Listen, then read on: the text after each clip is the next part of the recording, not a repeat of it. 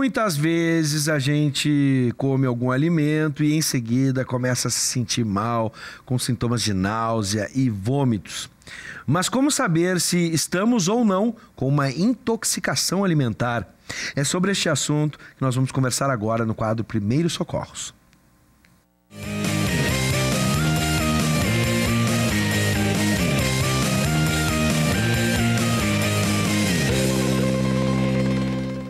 Estão conosco o socorrista Paulo Viana, titular do quadro, e o convidado especial de hoje, o médico gastroenterologista, Dr. César Elias, do Hospital Divina Providência. Sejam bem-vindos. Obrigado. Bom, você aí de casa pode mandar sugestões de temas para o quadro Primeiros Socorros e também suas dúvidas a respeito do tema de hoje, intoxicação alimentar. Você pode mandar, tá na tela aí, ó, 99588-2374 pelo WhatsApp.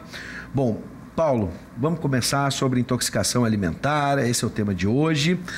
Antes de tudo, né, intoxicação alimentar. Isso pode acontecer, a maioria das pessoas pode imaginar que pode acontecer com uma criança. Mas, por exemplo, tu que é especialista em cuidador de idosos, isso pode acontecer com o vovô e com a vovó, na medida em que, por mais que eles tenham experiência na vida e tenham passado por diversas situações, isso pode acontecer. É comum, às vezes, acontecer isso com idosos também? Sim, Vives, isso é comum acontecer, né? Claro, como tu comentou, pode acontecer com qualquer pessoa, né? Mas aumenta, né, na maior parte das vezes, as chances com os idosos, né? Por entre a questão, às vezes, das próprias comidas, né? Que, às vezes, o próprio idoso, pela certa idade, às vezes, acaba não fazendo ali a higiene necessária, né? Do alimento, sim, né? E N coisas que acabam ali, né? Se agravando ali o problema. Pode acontecer enganos também. Estou imaginando aqui a situação do idoso confundir um produto químico com uma bebida, né? Na medida em que ele já não enxerga muito bem ou pode estar com algum problema, né, de cognição, enfim, né?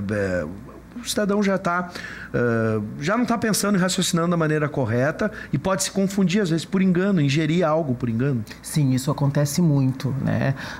A gente atende muito, eu que trabalho já há um bom tempo no pré-hospitalar, a gente acaba atendendo bastante esses idosos que acabam, às vezes, ingerindo algum produto, né? Até mesmo alimento por engano, sim, né? Que acaba, às vezes, né, levando, né, algo a pior, né? Sim, quadro de intoxicação. Quadro de intoxicação. Bom, agora sim, doutor, seja bem-vindo. O que pode ocasionar uma intoxicação alimentar? São necessariamente alimentos estragados, algum produto químico mal acondicionado que pode ser confundido com um alimento, por exemplo, um suco, por exemplo, até mesmo um remédio, a gente imagina assim que ele ministrado com o alimento pode levar a algum tipo de intoxicação na combinação. Quais quadros a gente tem para definir uma intoxicação alimentar? Então, a definição da intoxicação alimentar são doenças transmitidas pelos alimentos. Tá? Então, na maioria das vezes, elas estão relacionadas a ou a presença de uma bactéria, o alimento está estragado, ou essa bactéria produziu alguma toxina e a pessoa ingeriu esse alimento e isso causa os sintomas. E, eventualmente, algum vírus também pode estar relacionado à intoxicação alimentar. Essas ingestões acidentais, ingestão de um remédio, por exemplo, ela não se enquadraria nas intoxicações alimentares. É claro que é algo extremamente comum. É muito comum no dia a dia, porque a ingestão de alimentos mal condicionados, com má higiene, ou então uma bebida, ingerir água não tratada, por exemplo, pode ocasionar também uma intoxicação alimentar. Sim. Então, são cuidados que a gente tem que ter não só na ingestão, como na higiene e principalmente no armazenamento dos alimentos. E no armazenamento, pensei de líquidos também, as pessoas que acabam reutilizando embalagens, né? E naquela embalagem não foi lavada, não foi preparada para aquilo, pode então desenvolver algum tipo de situação, né, que vá intoxicar o cidadão. Quais alimentos têm mais propensão a causar intoxicação? E aqui lembrei, por exemplo, o pão, que a gente costuma condicionar às vezes e deixa passar um tempo, não olha antes para ver, às vezes pode ter um fungo e a gente não percebe, né? Essa é uma situação comum? É comum, perfeito. Todos os alimentos perecíveis, de um modo geral, eles podem ocasionar uma intoxicação alimentar. Tem alguns que são mais comuns, como as carnes, leite e seus derivados, os ovos, né? O ovo, que é um alimento que pode, e é bem famoso, né? A famosa maionese estragada. Sim. Os pães, que tem essa questão do fungo, que se a gente deixa o pão parado, ele vai desenvolver esse fungo e a toxina pode também ocasionar sintomas. Mas, via de regra, a gente pensar assim, os alimentos à base de carne, leite e derivados e legumes mal lavados e mal higienizados são as principais causas assim, no dia a dia. Sim. Quais os sintomas que nos levam a procurar a ajuda de um médico? Algumas pessoas podem sentir uma leve náusea e superar isso em casa. Mas quais sintomas nos indicam de que a coisa pode ser muito séria? Perfeito. A maioria dos principais sintomas vai ser náusea, vômito, dor abdominal, dor na barriga e diarreia. A grande maioria das vezes vão ser um quadro leve. Vai ser um quadro leve que vai se resolver sozinho. Sim. Então, a pessoa tem que, nesse caso, se hidratar bem. Usualmente, inicia um dia depois da ingestão, 3, 4 dias está resolvido. O que tem que se atentar muito é o risco de desidratação. Tá? Então, ou porque está vomitando muito e não consegue ingerir líquido, ou então algumas pessoas que são mais suscetíveis, por exemplo, criança, e aí volta o idoso, né, que vocês comentaram no início, que ele não consegue beber, ele perde essa percepção da sede, não tem acesso às vezes à bebida, então ele tem mais risco de desidratação. Então, procurar atendimento num quadro mais persistente, quando apresenta, por exemplo, sangue nas fezes, febre mais alta, um quadro em que a pessoa começa a ter tontura, que isso pode estar significando já um grau de desidratação. Isso tudo nos faz pensar, olha, precisa de um atendimento, porque é possível tratar, né? É possível reduzir esses sintomas. Bom, eu vou fazer uma pausa aqui com o doutor para pegar um detalhe e não deixar passar. No caso do vômito excessivo, Paulo, há risco também da pessoa, e especialmente o idoso, se não tiver o atendimento correto, se não tiver ali alguém para ajudar, ele corre o risco, por exemplo, de aspirar esse vômito, e isso é perigoso por quê? Claro, ele corre sim, né, Bives, e é muito perigoso. Então, por isso que nesses casos, né, criança e idosos, né, a conduta correta, né, em casos de vômitos, é manter sempre esse idoso, essa criança ali de cabeceira elevada, né, especialmente então lateralizado, porque se ele vir a vomitar, né, ele não vai correr o risco de aspirar esse alimento, tá? Sim. Então, ou esse líquido. Então, isso aí é muito importante, né, cabeceira elevada, né, e lateralizada ali para evitar, né, esse engasgo ou essa aspiração. Uma dica de primeiros socorros muito importante. Agora, por exemplo, a gente já lateralizou, tá tranquilo nesse momento, ele não corre risco, ou a idosa não corre risco de aspirar o vômito, mas a gente precisa tomar alguma atitude. Que tipo de tratamento a gente pode fazer para que amenize, né, esse quadro de intoxicação? A gente chama de tratamento sintomático. O que é isso? Vai depender dos sintomas que a pessoa está apresentando. Então, a hidratação entra para todo mundo. A hidratação com soro de reidratação, mas líquidos em gerais, normalmente é suficiente. O paciente que tem muito vômito, ele deve procurar atendimento médico, porque a gente vai utilizar antieméticos, são remédios que evitam vômito. Pacientes que têm muita diarreia, em alguns casos a gente até utiliza antidiarreico, mas salientar que isso tem que ser com indicação médica, não dá para usar em todo mundo, porque às vezes tem um quadro mais grave, isso pode agravar a situação. E medicações para dor abdominal. Paciente que tem muita dor, a gente também vai utilizar remédios para atenuar. Como é um quadro que a maioria das vezes ele se resolve sozinho, não todas, mas a maioria, a gente acaba tratando como sintomáticos. Sim. Em alguns casos, só que essa seleção entre o caso grave que precisa de um antibiótico, por exemplo, uma salmonelose, né, a salmonela, a gente trata com antibiótico. Isso tem que ser através de um atendimento médico. Então, nos quadros em que é persistente ou então que os sintomas estão muito intensos, não duvide. Vá numa unidade básica de saúde, vai num pronto atendimento, que a gente consegue fazer através de exames de sangue, exame do paciente, essa separação dos quadros mais graves, que aí sim vão precisar de tratamento com antibiótico também. No caso da hidratação, doutor, há muito tempo atrás a gente recebia, pelo menos a informação, através da televisão mesmo, de como fazer um soro caseiro. Isso pode ser ministrado, ainda é ministrado? O soro caseiro ainda pode ser uma alternativa para a pessoa que está desidratada de alguma forma? De um modo geral, o soro nas unidades básicas de saúde ele é fornecido pelo Ministério da Saúde. Então, é uma medicação que existe. É mais fácil. O soro caseiro pode ser ministrado sim, né, com sal e açúcar, mas na dúvida é melhor hidratar com água, hidratar com sucos, né, com bebidas isotônicas, que não, às vezes tem muito açúcar, mas elas também podem ser utilizadas nos casos mais leves. Sim, na dúvida melhor a água do que o soro caseiro. Sem dúvida. Bom, o que pode ocasionar uma intoxicação alimentar que não for tratada da maneira correta? Ali o senhor disse agora há pouco que é melhor não arriscar, não esperar.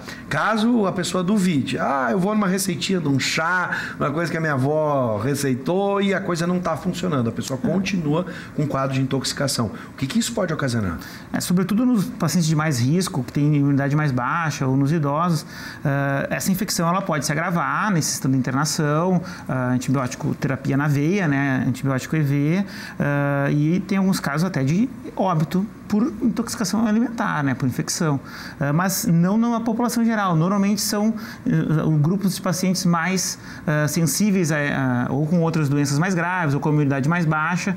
Então, assim, é importante, sim, a desidratação pode ocasionar desmaios, pode ocasionar tonturas, quedas, e as quedas a gente sabe que no idoso é um problema, né, que vai gerar outros problemas depois também. Sim. Vamos voltar umas casinhas, Paulo. A questão do vômito agora. A pessoa está enjoada, tá com vontade de vomitar, mas tem pessoas que resistem ao vômito, não querem passar por aquela situação desprazerosa que é vomitar, né? O que a gente faz? É indicado induzir o vômito ou não? Tem muitas pessoas, até mesmo para crianças, que alguns adultos, enfia o dedo na goela para a criança vomitar. Isso é indicado ou não? Nesses casos a gente não indica, né, Bibi? Se a pessoa então vomitou espontânea, ali tudo bem, tá? Mas nada de colocar então o dedo ou algum tipo de objeto ali dentro da boca para fazer com que a pessoa vomite, né? Porque daí entra aquela questão, principalmente se for idoso, né? Corre o risco de uma aspiração, tá? Então por isso que tem que tomar muito cuidado. Então, não vomitou ali espontâneo, então nunca, né, a gente induza então esse vômito. Claro, exceto, né, orientado pelo médico, de repente lá, né, entrou em contato com o seu médico assistente ou está numa emergência, né, a equipe ali, né, orientou, né, está acompanhando ali tranquilo, tá? Em casa, então, é um procedimento que a gente então acaba não fazendo, tá? Para não piorar a situação. Bom, dos riscos aqui, a gente anotou alguns deles, né? Tanto a carne estragada, me lembro de um quadro aqui, uma lanchonete, há 2, 3 anos atrás, ou um pouco mais, né, que 200 pessoas foram parar no hospital, né, com uma intoxicação alimentar, e a famosa maionese caseira, né? E isso em alguns estabelecimentos, ou pode ser até mesmo em casa. Por que esses dois oferecem mais risco, doutor? A carne, ela tem o risco de estragar mais rápido do que os outros alimentos. Então, sobretudo no verão, que a temperatura é mais alta, se não for bem acondicionado, ela entra em putrefação, ela apodrece muito mais rápido e as bactérias se proliferam. Sim, e nesse caso da carne, vamos incluir a carne antes do preparo e depois do preparo, ela também oferece risco? Também, é menor, depois que ela teve cozimento é menor, mas a carne crua ela é fundamental, assim, manter bem refrigerada, retirar da geladeira logo antes de preparar o alimento. O que acontece? A carne, normalmente, a gente percebe pelo cheiro que ela está estragada, né? A maioria das pessoas já sentiu o cheiro de carne estragada, é um cheiro muito forte. Então, tem que atentar, cheirar a carne. Quando vai uma carne que tu está na dúvida, é melhor não ingerir, porque realmente esses alimentos eles têm um risco alto. Normalmente, essas grandes contaminações que acontecem em eventos, festas, a maioria das vezes é carne. Sim. Né? É carne. Depois que ela está temperada, que ela está cozida, é difícil de perceber esse sabor. Isso a gente consegue identificar melhor. Mas há risco também. Claro, com certeza. Sim. Então, assim, o alimento pós, mesmo, congelei, descongelei, congelei. Existe um tempo que a gente não sabe exatamente qual é para cada alimento, que esse alimento para de ser viável para ser ingerido. Então, tem que se descartar. Perfeito. E no caso da maionese, a famosa maionese caseira, que todo mundo adora, né? A tal da maionese caseira. Mas é um risco muito grande?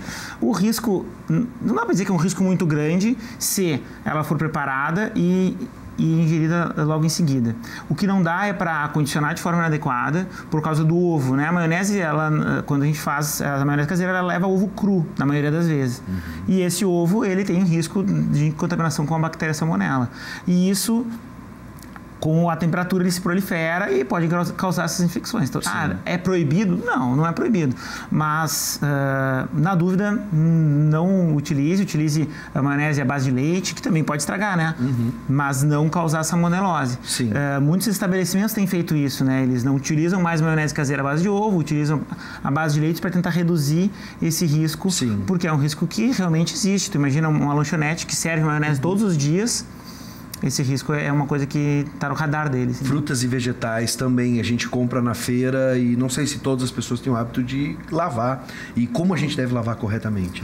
A higienização, sobretudo das verduras, ela é fundamental. Porque a gente não sabe, ela foi lavada, mas que água que foi lavada? Será que essa água era potável? Então, assim, água corrente é o principal. É possível lavar as verduras com hipoclorito, né, com uma solução de hipoclorito diluída, que reduz ainda mais o risco de contaminação. Mas se for lavada com água corrente, água potável, de forma abundante, na maioria das vezes é suficiente. O consumo de água, hoje as pessoas costumam consumir água mineral, enfim, né? A gente teve até há pouco tempo crise de abastecimento com água. Às vezes a água que sai da torneira, ela pode, segundo as autoridades, estar potável, mas o gosto e o cheiro são praticamente intragáveis ali, né?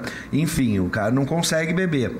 Nesse caso, os filtros hoje de parede, aqueles que as pessoas compram, são uma garantia de que a gente pode ter água potável, não só a água da bica. Como é o senhor vê a situação da água hoje oferecida à população? Então, a água tratada que a gente recebe nas nossas casas, ela recebe todo o tratamento para eliminar essas bactérias e as instituições públicas, elas garantem que ela é potável.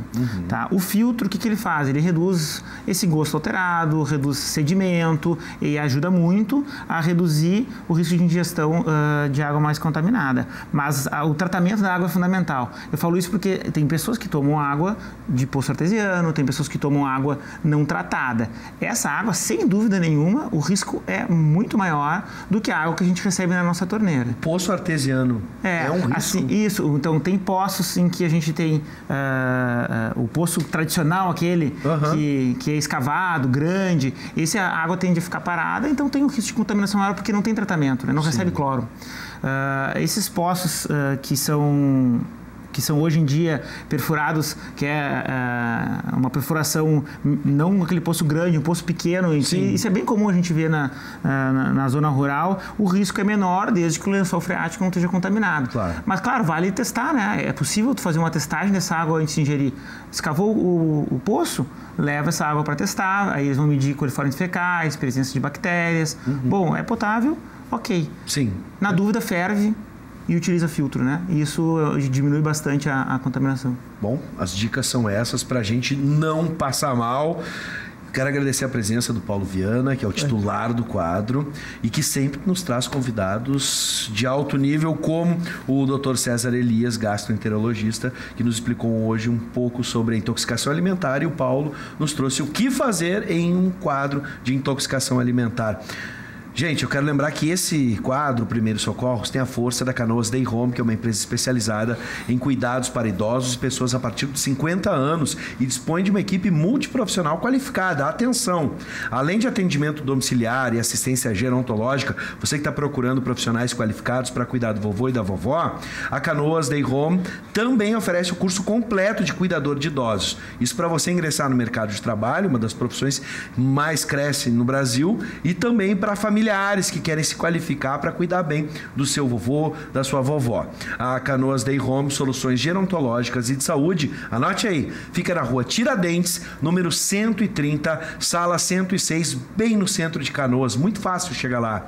Mas também, se você está procurando informações a respeito dos cursos de cuidador de idosos que vão começar ou profissionais qualificados, você pode fazer pelo site canoasdayhome.com.br ou então ligar 51-9987-36863 ou 51-3785-6467. Doutor, seja sempre bem-vindo. Muito obrigado por nos atender. Eu que agradeço a oportunidade. E Paulo, até quinta que vem com mais um quadro Primeiros Socorros. É isso aí, Bibs. Até quinta que vem. Tchau, se cuidem.